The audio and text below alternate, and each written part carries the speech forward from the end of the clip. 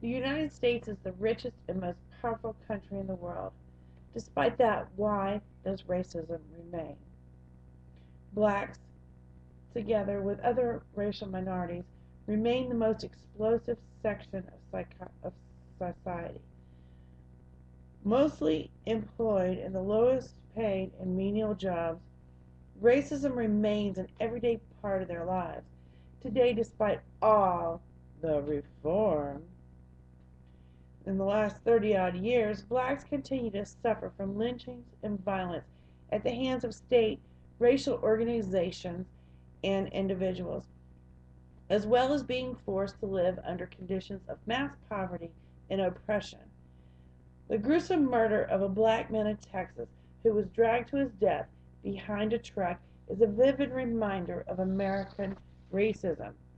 Black youths are forced to live daily with harassment and intimidation by the police. 30 years ago, a commission headed by Otto Kerner, a governor of Illinois, found that America was moving toward two societies, one black, one white, separate but equal. Today, despite all the promises for successive administration, the follow-up report claims the situation has grown worse, far worse for the mass of blacks. The new report, which comes from the Milton S. Eisenhower Foundation, while conceding that the black middle class has grown, the black high school graduate rate has risen, points to the fact that unemployment in a large number of black inner city neighborhoods is at a depression level of 50% or more. Unemployment amongst blacks is twice the rate of whites. America's child poverty rate is 4 times higher than Western European. The rate of incarceration for black men is 4 times higher than in the days of apartheid South Africa. Figures from the Justice Department show that between 1985 and 1995, as the numbers of white men sentenced to more than a year in jail rose by 103%, the number of black male convictions grew by 143%. In 1997, the number of black Americans in poverty was 9.1 million, while the number of poor Hispanics was 8.3 million. For children, the situation is horrific. Black infant mortality is twice that of whites. 45% of black children live below the poverty level, compared to 16% of white children.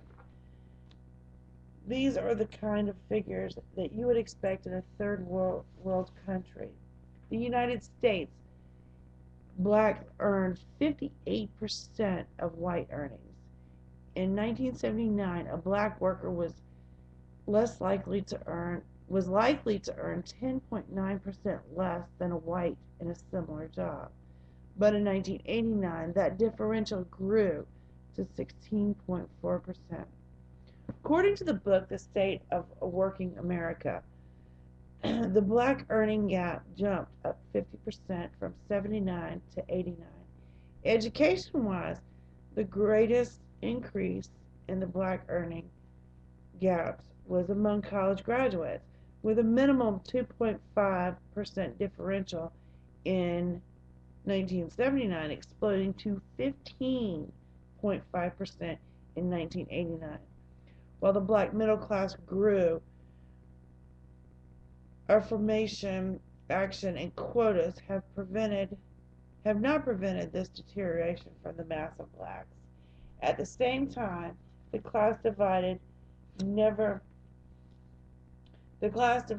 has never been greater. The rich got richer, while the positions of the minority have deteriorated. Corporate America made a bonanza.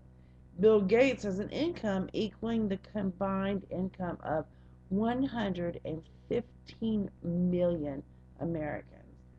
The poison of racism is deliberately fostered by the ruling class as a means of keeping the working class divided and diverting attention away from real problems in American capitalism.